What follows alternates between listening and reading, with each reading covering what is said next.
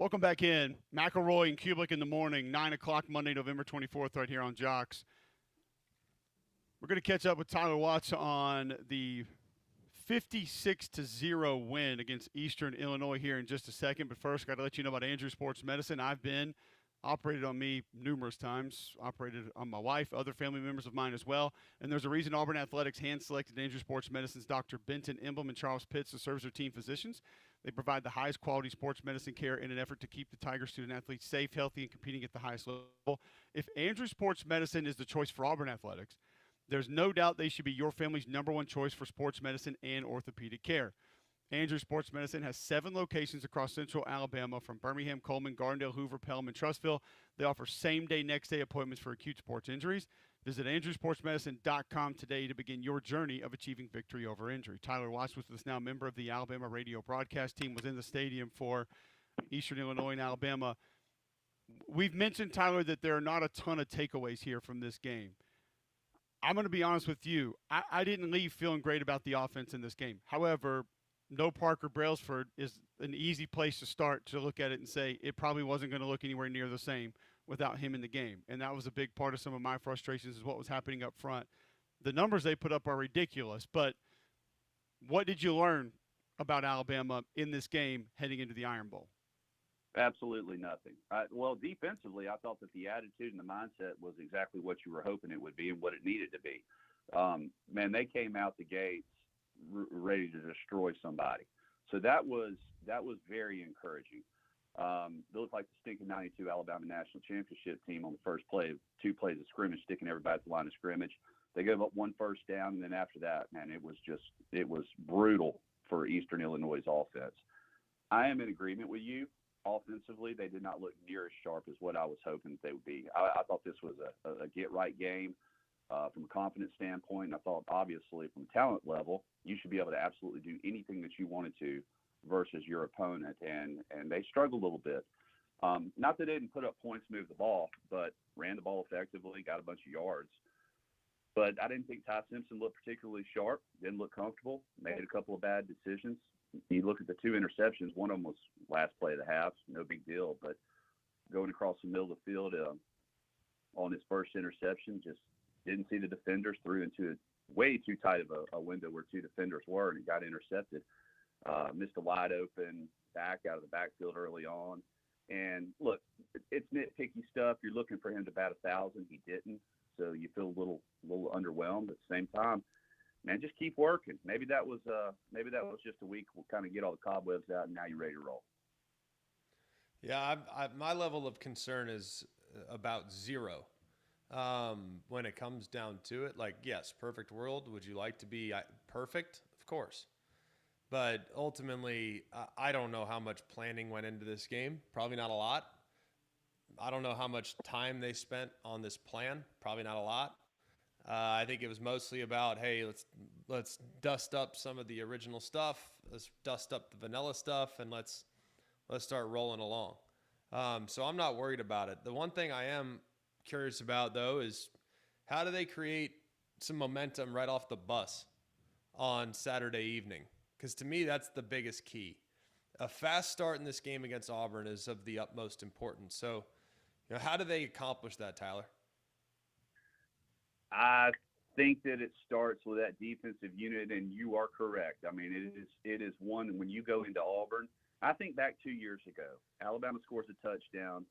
They score another touchdown. They're about to go up 14-0 against Auburn. It gets called back for a holding penalty.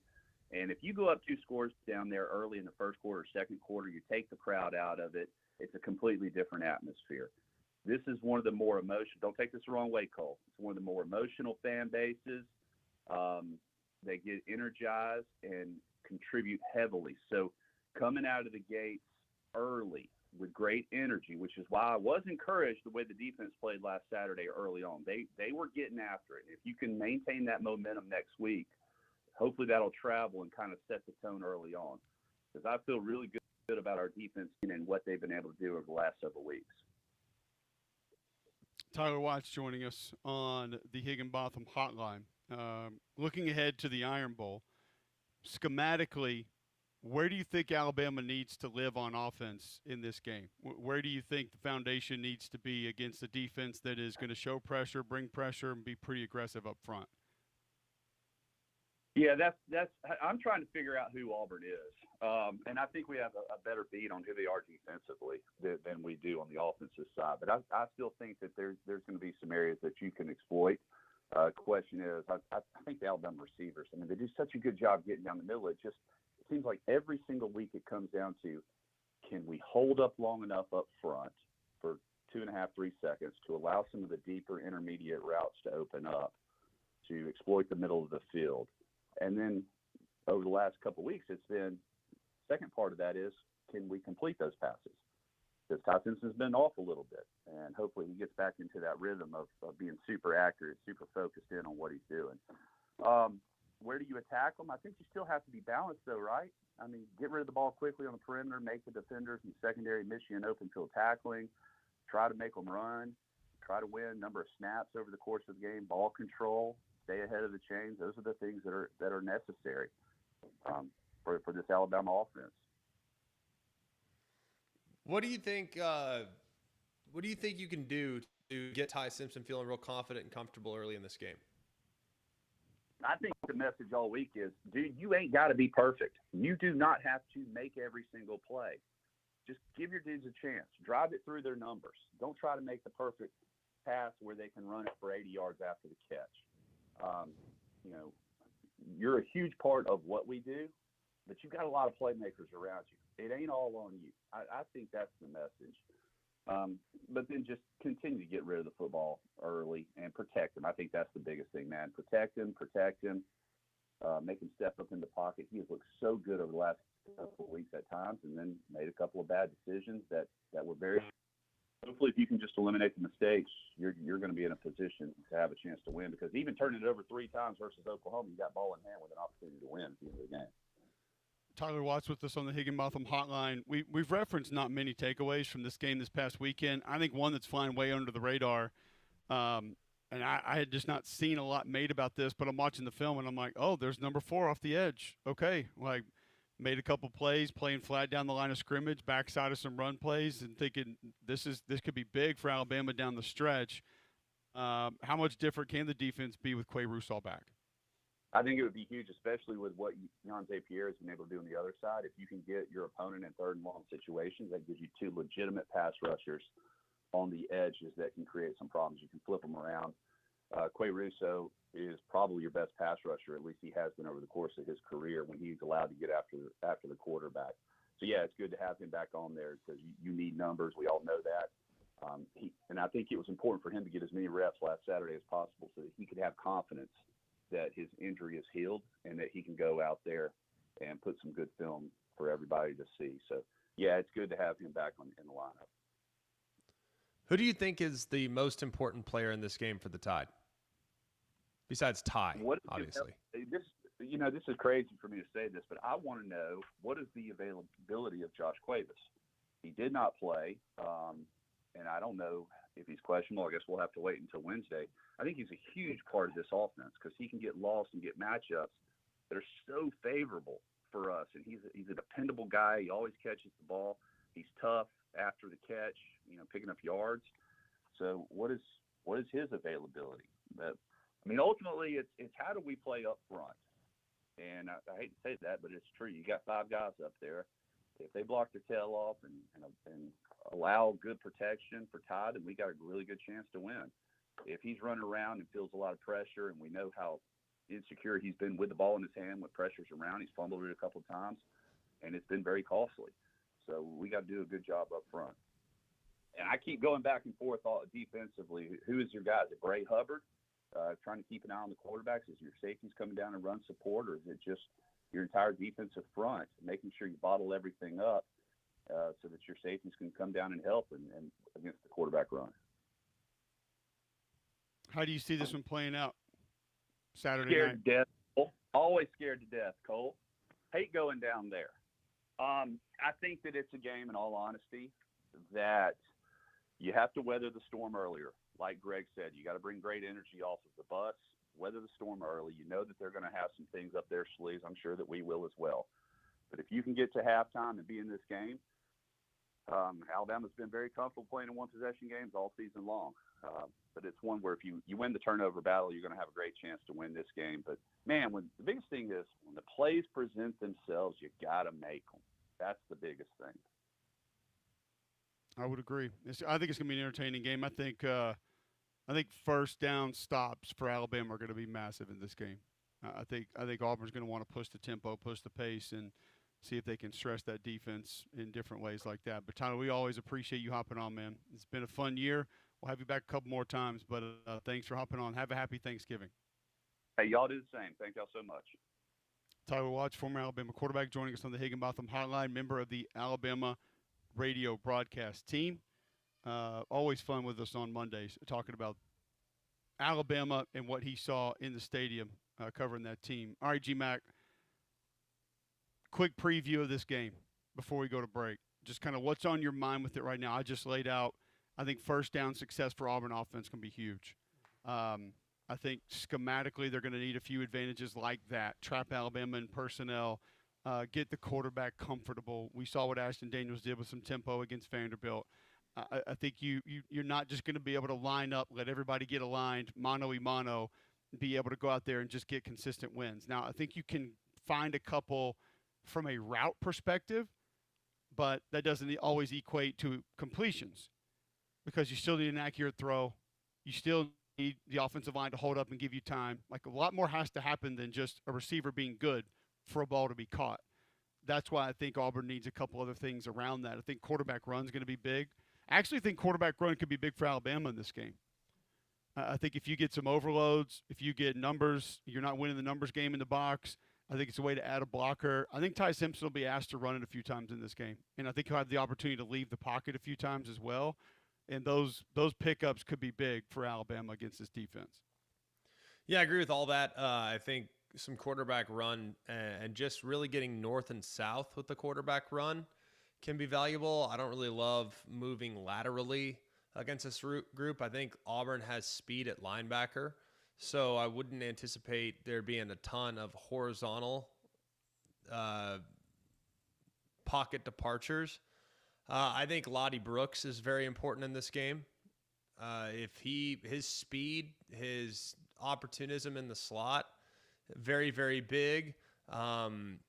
Naturally, I mean, it's easy to say Germ and Ryan Williams as well, like those guys being ready to roll and in a good spot of the significant importance.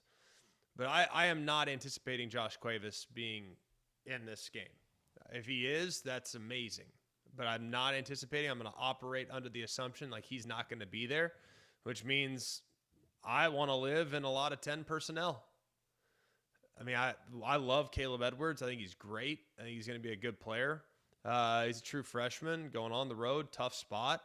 Like I kind of want to live in 10 personnel. And if I need some help, no problem. I also am totally good going with 20 personnel. 2 backs, 3 wide receivers, no tight ends. Use those backs to chip on the end of the line of scrimmage. Like you can still do all the same stuff that you did with Cuevas. I just think Daniel Hill can be that guy as kind of the big body guy that can help the tackles if you feel like you need it. I think the tackles holding up will be very important in this game. I feel decent about for both teams, guys. By the way. I think that's applicable for both teams. Oh, for sure. For sure. And I think Auburn running the football is very important. I think they're going to have to try to commit to the run. I think they're going to have to run the quarterback. I think all of that's very valuable. I think you got to hit a couple shots downfield. I don't love their matchups on the outside. I think Bam is excellent at corner, and Dijon Lee continues to play at a high level. His length can neutralize Cam Coleman, a young player, of course, but I think his length does make him a little bit more capable of controlling a big-bodied wide receiver.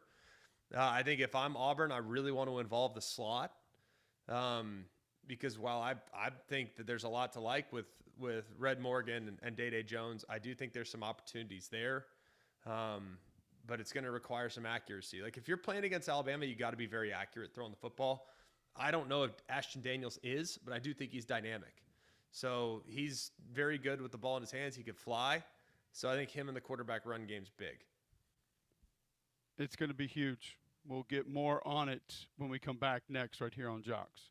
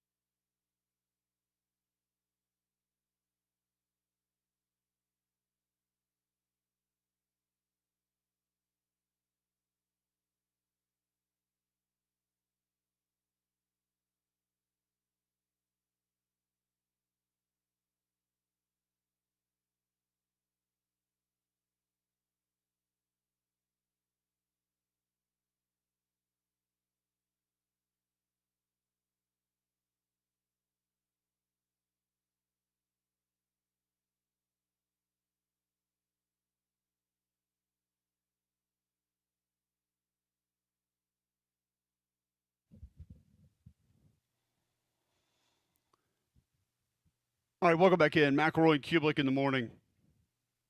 Time to focus in on a couple of games from over the weekend. We've been saying that we were going to do that. We haven't really been able to do it just yet. We talked a little bit about your game there in Oklahoma. Oklahoma able to get the win over Mizzou. Not a ton of excitement and another dominant performance by that Oklahoma defense, specifically the front seven. But I will say this quickly, Greg, and I don't want to spend a bunch more time on this game. This is now 2 games where I feel like the secondary has been in a position to fail, and they have not. There have been opportunities for quarterbacks to make throws, and there hadn't really been anybody open. And I guess what I'm saying is my confidence. We were asking the question a couple weeks ago, like, are they even good back there? I feel like some of that question has been answered now, that they can hold up when asked to. Yeah, I mean, I feel like we alleviated those concerns. I don't know. I'm not sure exactly when, but it's been a few weeks, right? I mean, like, when did you think those concerns started to be pushed kind of?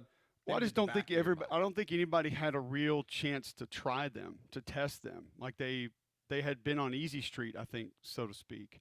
And then I mean, even in the Ole Miss game, it was kind of like, all right, it's not like egregious on their part. The Tennessee game, I think, gave me a little bit more of a clear picture of okay, they can hold up when asked to. Alabama game is when I started to get comfortable with them, I guess. So I guess it was just still a question mark kind of going into Tennessee because some of the things Ole Miss did, but it's for about 3 straight weeks now. I've looked at it and said they're not a liability at all. No, I don't think they're a liability, but I also think that they are benefited by what they're trying to do, what they're trying to be. I still think that's a big part of it, is that they are not a liability, but it's hard to know that for certain unless you play against an elite offensive line that's not concerned about the pass rush. We definitely agree with that. I don't think there's any question. All right, let's go to some of these games. How many people have that? Not a ton. I mean, you and I were talking in break about Yeah. how so many coordinators and so many head coaches now, like, how many teams are elite at something? This was a topic I wanted to have on the show last week. It actually came up when I did Josh's show, and he was asking me like, what are you paying most attention to the last like 3 weeks of the regular season? And the first thing that came to mind is we only have a handful of teams that offer you something that it feels like no one can do anything about. I think the Oklahoma front seven is something that not a lot of teams have answers for. Because one, your offensive line is going to have to be pretty good, and not just physically good. You almost have to be as good mentally as you are physically playing against that group. Like you have to understand when guys are going to show up that aren't there when you initially go to block them. I tell you what, you probably need more than anything against that group is physical discipline. Because you have to understand, I'm going to take the proper step, the proper direction, at the proper speed multiple times, and they're not going to be there. Yeah. And then mentally, you have to tell yourself, okay, where is the next defender most likely to show up from? Because if you go chase that guy, they win. You're done. The play's not going to work. And it would be a lot easier, Greg, if that replacement defender came from the same place every time. Like if you could say, oh, okay, tackle, twist. He's coming here. But sometimes it is the other D tackle. Sometimes it's the edge. Sometimes it's the linebacker running through. I mean, there were 2 plays against Missouri where inside linebacker just boop right through because you're able to – they do such a good job of covering you up intentionally. Yeah. And like you pointed it out one time, Connor Tollison, like it looked like they're asking him to reach like almost a 5 technique. But it's where they align them and then where they end up that makes it feel like that's what was being asked on the play, but that's not necessarily the initial ask. It's just where he is and then where he ends up. That's the way the play goes. And they did a great job against Missouri of putting their offensive line in conflict. That doesn't happen a whole lot. We don't talk about that. We talk about putting defenders in conflict. But Oklahoma puts your offensive line in conflict because they line up places and go to places where they're saying what they're most likely to run, they can't block it here. And, oh, by the way, their guys can just whip you one-on-one. Like, I mean, David Stone can just bull rush you. Grayson Halton can give you a swim move one-on-one that you're not going to be able to manage and handle. So, yeah, I look at, like, the way Julian Sands throwing the ball right now and with the guys catching the ball. Like, I don't – like, what's your answer for that? Because he's fitting the ball in some windows where he threw one against UCLA that I think it went through a defender. And I've watched it 1,000 times. And I still don't know how the guy caught the ball. Like, I don't know how it got through the window that it did.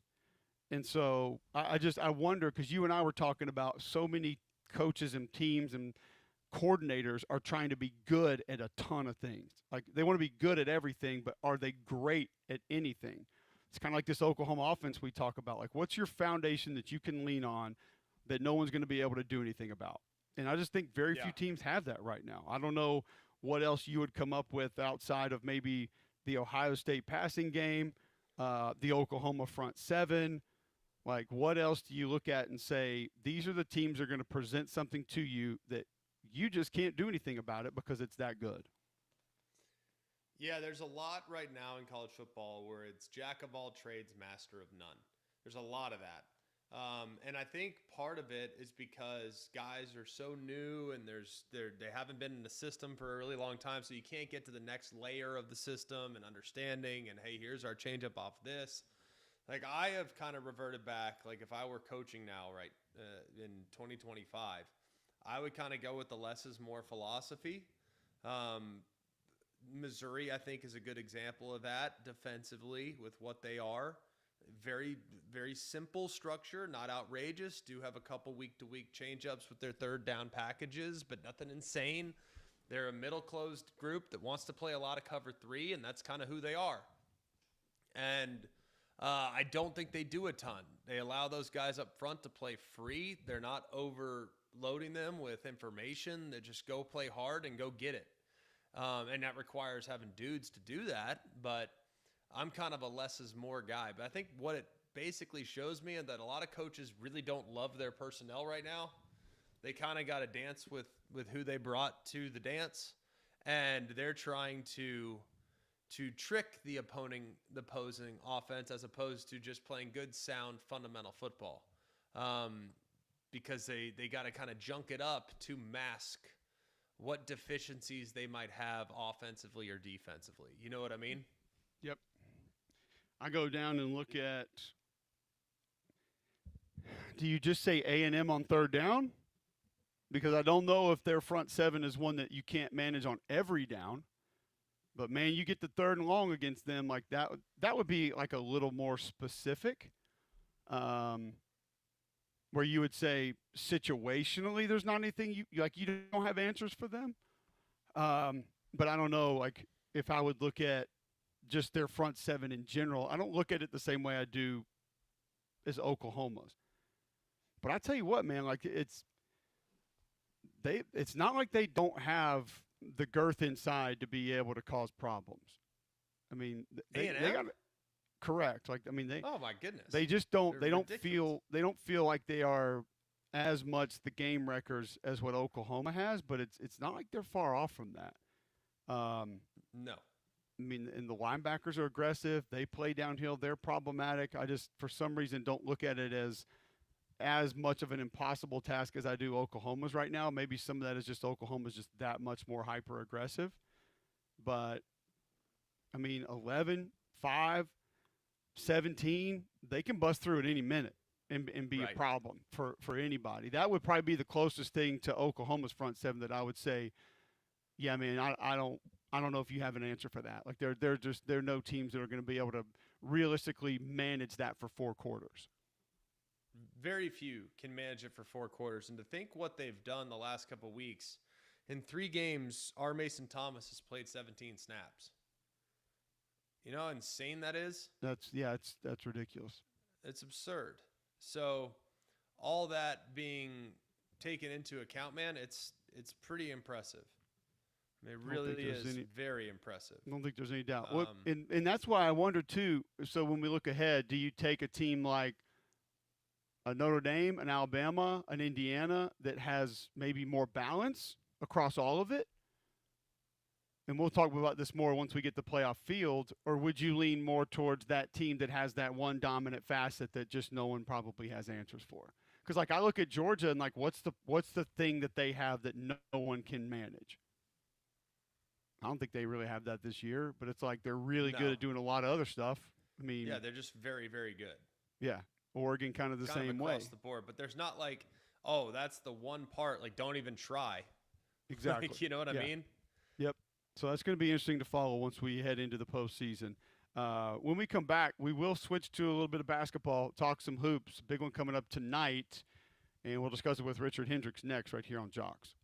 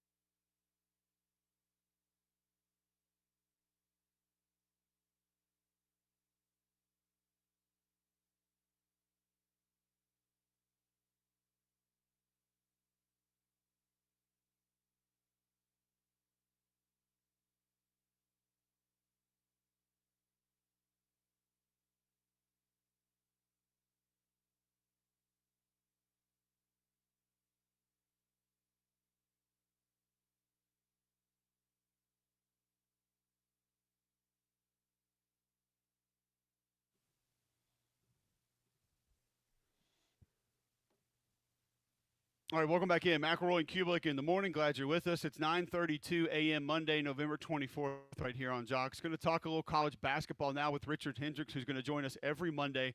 Thanks to our friends at Pizza Pulls. If you're trying to get back into the hobby, Pizza Pulls can help. Go to Fanatics Live, go to Whatnot, go to EA Live. You can find Pizza Pulls. You'll see them breaking cards. You want to get back into some of the college football cards. Bowman Chrome U out now. You can pull you a Ty Simpson auto, pull you an Eric Singleton auto. Auburn, Alabama going to be in there. Auburn, Alabama mascot cards in there as well.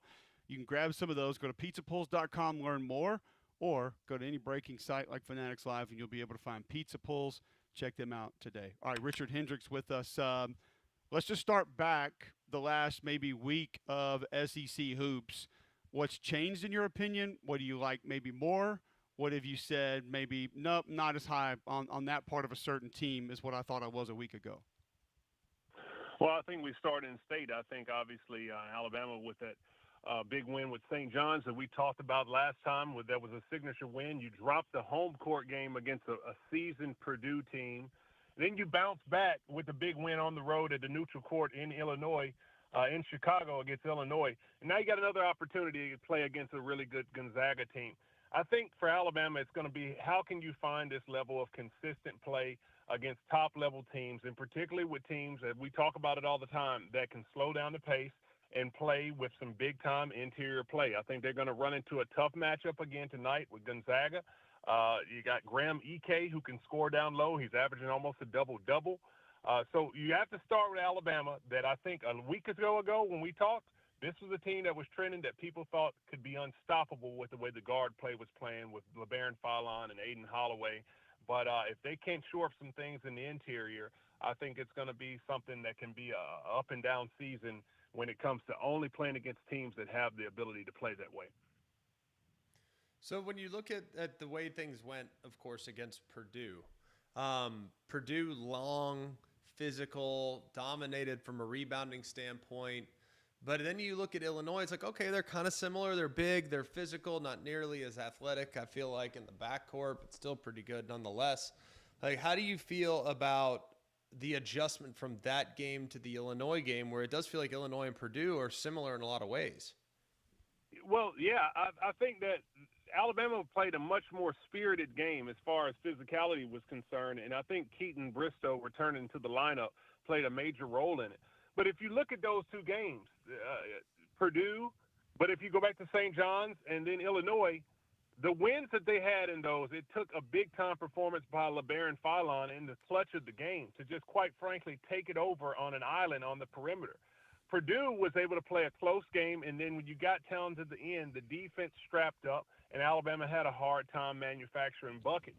I think that the issue with them will be, can you get a little bit more out of the entire team from a collection standpoint to be able to sustain situations when you can't score with the supreme guard play from the outside? So there's only a few teams in the country, and when you look at it, that have that type of length, physicality, and identity to be able to make it difficult against Alabama. And if they don't have that, then Alabama can run you out of the gym.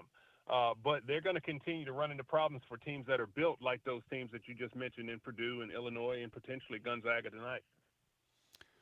All right, so not only does Alabama get Gonzaga tonight, Auburn gets Oregon tonight, both in Las Vegas, 8 o'clock on True TV for Oregon at Auburn, 9:30. That's Eastern time, by the way, so 7 o'clock where you guys are, 8 where I am, 8:30 where you are for Gonzaga at Alabama. What's Auburn looking at facing this Oregon team tonight? Well, I think Auburn is going to play another tough team. You talk about with Oregon, Dana Altman is a proven coach. But the thing that I've likened to see about Auburn, and they haven't necessarily been tested with a really strict, tough schedule, but what Stephen Pearl was able to do to go out and take a Hall of Fame caliber coach and Kelvin Sampson down to the wire and win the game, it shows that just in a handful of games that he knows what he's doing. Now, he'll have another tough challenge tonight against a veteran coach, against a veteran team that has strong interior play. I'm not so sure if they'll be, fully strength as Keyshawn Hall was not there in the last game. He's averaging over 23 points a game. But Auburn has incredible balance in their scoring. And when you have a team where you cannot pick and choose who the one person is that you have to game plan for, that makes it very, very difficult for teams to prepare with. Now, Oregon's coming back to this tournament. Last year, they won this Players Era tournament in Las Vegas. So I think they might have some momentum to be able to use from what they built on last year, playing in these 3 games in 3 days. So it's going to be a tough tournament, but I definitely think it's going to be a fun one to watch. When you look at where Auburn's at and where Alabama's at, I was fortunate enough to go and watch Michigan State and Kentucky play. I was really underwhelmed with Kentucky. You would have thought coming into the season they'd be in the mix at the top of the SEC. They don't rebound anything against Michigan State last week. How do you kind of think the pecking order is sorting out right now in the SEC with what you've seen in the first 5 or 6 games? Well, that's a great question, because to touch on the original question that Cole had to talk about the SEC, that's been the biggest disappointment right there. I think a lot of teams had Kentucky picked to win the SEC. You have Otega Oweh coming back, who's probably the most seasoned and best athlete in the league returning. They have some issues, and I think it's an identity issue. I had them a couple of times last season. I wasn't impressed with the physicality in which they played. I think they try to play a finesse style of basketball, which leans more towards the offensive execution. But when you're playing games in the SEC, I think they found out last year that you do have to have an element of toughness, and you have to have a mentality to defend. You're not going to be able to outscore all of these teams. And when you can play a team that can play two-way ball like they did with Alabama last season, you lose all 3 games. So Kentucky's going to have to shore some things up. It's an identity issue. They're going to have to definitely figure out what they want to be and start to demand a little bit more on the defensive end, and not get so caught up in the fact that you've bolstered up a high-profile roster. You have to get it done on the practice court and then make it translate onto the game. It's not about how good you are on paper at all. I agree with that. All right, Richard, we appreciate the time, man. Always good catching up with you. We're going to do SEC hoops with you each and every week, thanks to Pizza Pulls. Anything else after tonight from the SEC our listeners might need to look at, be excited about that's coming up this week? Well, I definitely think that you always got to look at Florida. This is a team that's going to be intriguing. We talked about their bigs, but they don't have necessarily the guard play that they had last year, but they are the defending champions, and they seem to always fly up under the radar. This is a team that's going to continue to get better and better, particularly on the outside, and I think they're going to be the team to reckon with in the league. So, I mean, you have to look all the way around, but Florida is still, I think, the team to beat in the SEC this season in a league that's not going to be as strong as they were last year, but it's going to be a really good SEC season.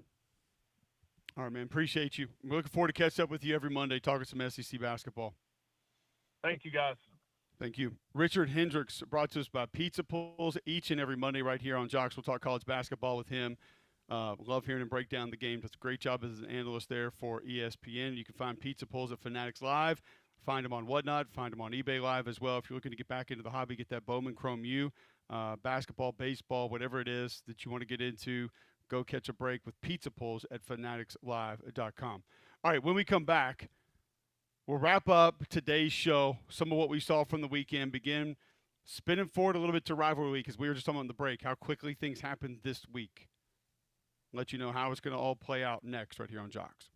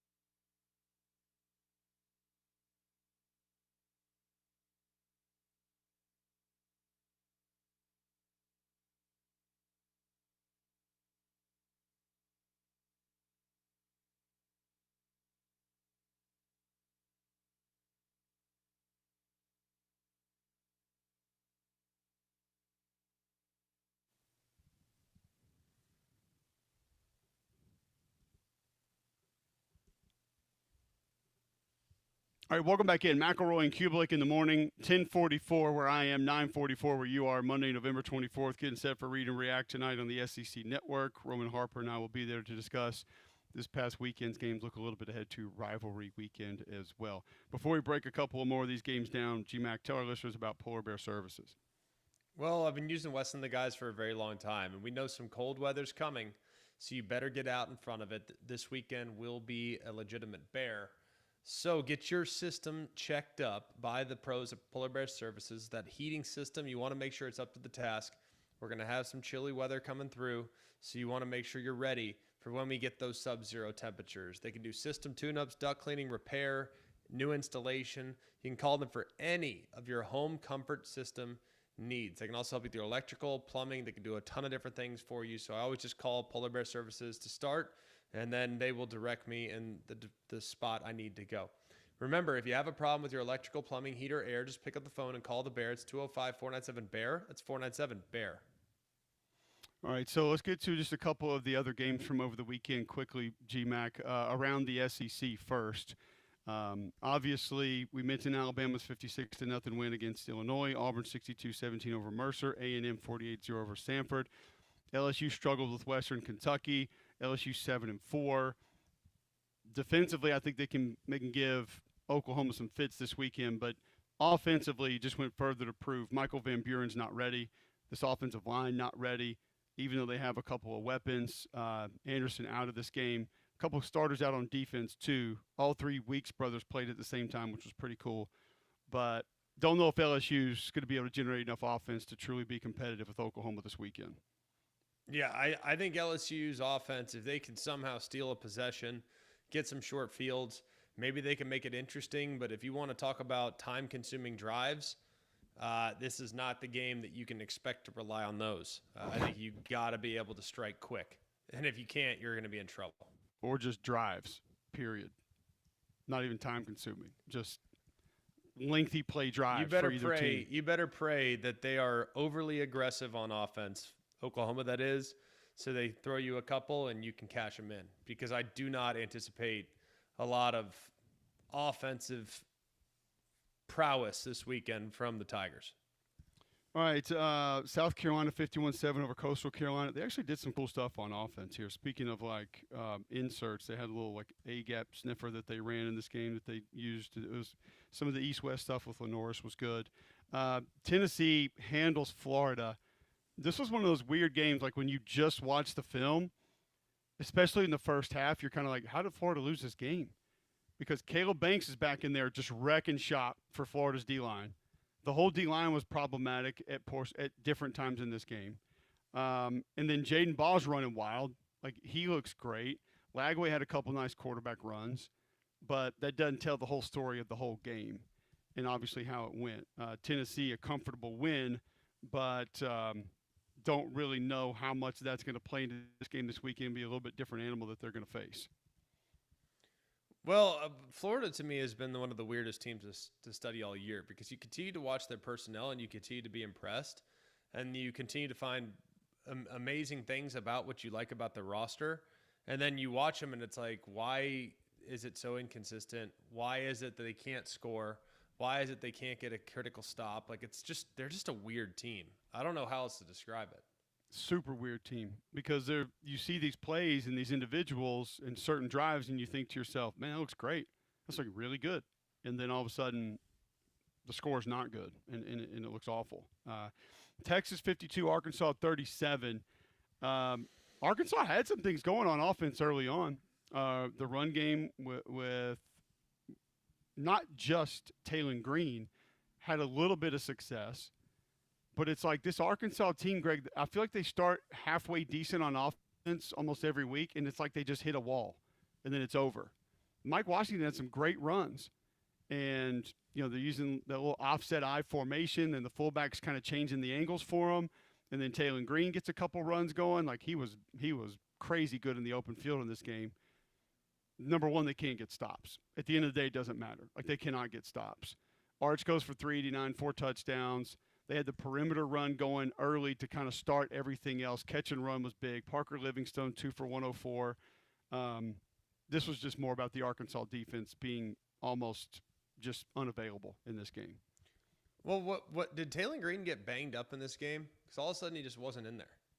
I think he took a couple big hits. Yeah, and I think when they knew the game was out of reach. I mean, obviously I didn't watch TV copy, so I don't know exactly what happened to him. So. Well, I was mostly watching in the TV copy. I was mostly watching the Pitt Georgia Tech game, so I wasn't just all in. That game had started, and all of a sudden I don't know, it was just weird, whatnot. But I was watching another game. Oh, I was watching Oregon SC. And then I got over. I was kind of flipping back and forth and was having a hard time tracking it. But all of a sudden, Taylor Green wasn't in there, and I wasn't sure why. I didn't listen to the broadcast to know what happened.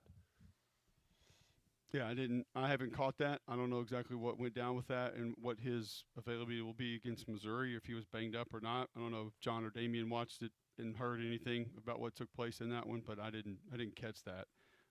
He looked pretty good for most of the game, though.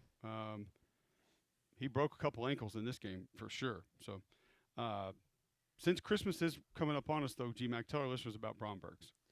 Well, Bromberg's is a good time to get over there, or at least it will be here in a moment. It's always a good time to go to Bromberg's because mark your calendars. Bromberg's pre-Christmas 2-day sale is back Wednesday and Thursday, December 3rd and 4th. Both Mountain Brook and the Summit stores are 20% off throughout the store. Diamonds, gemstones, designer jewelry, fine timepieces, fabulous giftware, everything she'll love, all at incredible savings. So make her Christmas wishes come true with a gift wrap in Bromberg's signature silver box. Don't wait. This sale lasts only 2 days. Some exclusions apply. See the store for details. In Bromberg's, Mountain Brook Village, and at the Summit. All right, a couple of others from the SEC over the weekend. Georgia handles Charlotte 35-3. Vanderbilt over Kentucky 45-17. GMAC.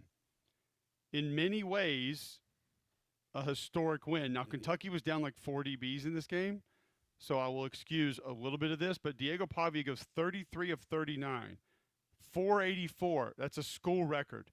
5 passing touchdowns and a rushing touchdown. First FBS quarterback with 450 passing yards, 5 touchdowns in a game since Kyle McCord did it in the Holiday Bowl 2 years ago. His 484 passing yards is the most by an SEC quarterback this season, most against Kentucky since Peyton Manning. Threw for 523 yards 28 years ago. Wow. Ayo. Wow. He has 34 good? passing and rushing touchdowns this season. That's the most a single season in Vanderbilt history. Second game this year with 6 combined touchdowns. That's the most in FBS. Vanderbilt finishes for a perfect record at home for the first time since 1938. No. 86. No. 57. 82. They were 6-0 in Wow. 1982. I remember that. Largest win against Kentucky since, you got to go back to 2012, 40-0. So, also second most points allowed by Kentucky this year. I mean, I think there's a couple of things at play here. He is throwing the ball better. I think better. I think he's much more deliberate on where the ball goes, but like avoiding those catastrophe plays. I was talking actually to Blake Baker about it before our game on the field, and we were just talking about like what he was doing in that game at that time. And Blake's talking about the plan that he put in place for him, and Blake was agreeing he throws much better. And I said, I just feel like the expletive plays are much more under control. Like it's a much better risk for them than it was last year. And he was like, oh, no doubt. He's like, last year he was going to give you the ball 3 or 4 times. It's like you just had to take advantage of it and be there when he wanted to give it to you. He's like, he's not doing anywhere near the stuff from an out-of-control perspective as he was a year ago. So it was cool to hear Blake talk about the difficulties in managing him, and turns that game against Tennessee this weekend into a big one, G-Mac. I don't know how you look at Vanderbilt's chances at the playoff now if they were to get this game, if it is even feasible, but it's pretty cool kind of just where they are right now. Yeah, it's great, but I don't see how they can get there.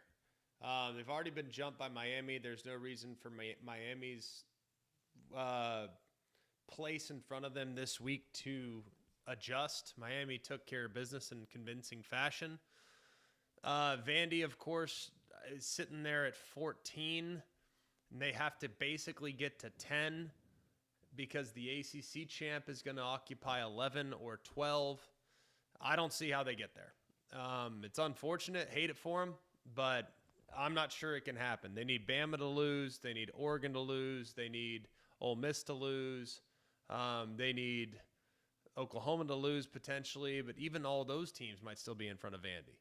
So it's unfortunate, it stinks, but I think they've had a great year and they should be real thrilled about it. Just the playoff feels like it's a step too far. Yeah, it's potentially the best year in school history. I mean, that's probably what it's going to go down as. Honestly, whether they win this game this weekend or not, it's going to probably go down as the best football team that they've ever rolled out there, and that's pretty impressive to think about that. First 9-win regular season for Vanderbilt as a member of the SEC since 07? 12? 13. ever. Oh, Ever. I thought they went 9-4 in James I Franklin's think they got a last bowl year. win. I think it was a bowl win. It was Oh, nine, bowl though. win. It's just Yeah, regular bowl season. game. Yeah. Oh, so Tell they our do matter. listeners- Okay. who Tell our knew? listeners about Shannara Flooring, GMAC.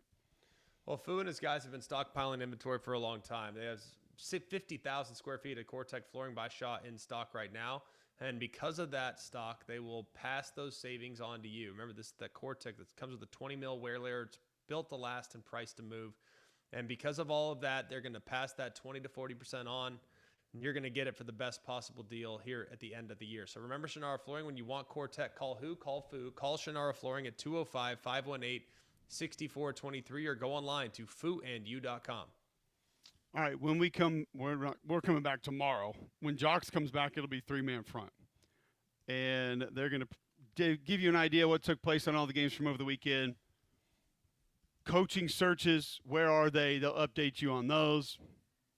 A lot coming up from not just 3-man front, but then Paul Feinbaum right after them today here on Jocks. We're back tomorrow, 7 to 10 a.m. Keep it locked right here on Jocks.